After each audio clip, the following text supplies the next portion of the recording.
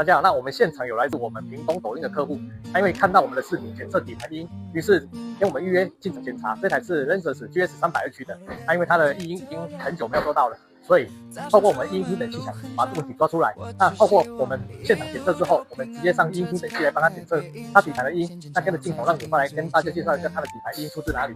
大家跟着镜头走。今天的主角 Lenses GS300H， 那我们透过异音听诊器准备帮他把线路安装之后来检测它的底盘异音处。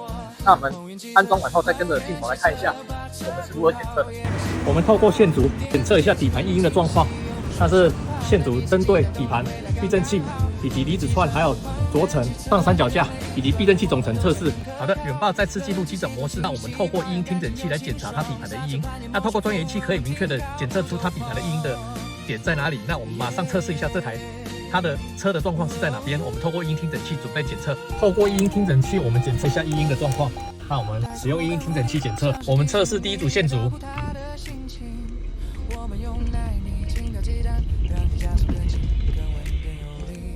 第二组线组，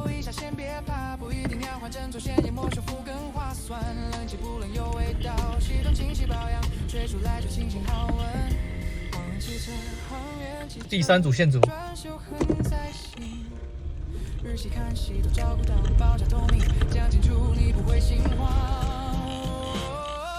第四组线组。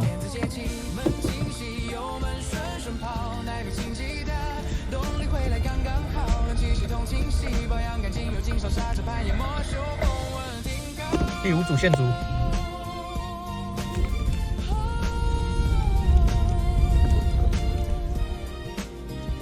快测试第六线筒，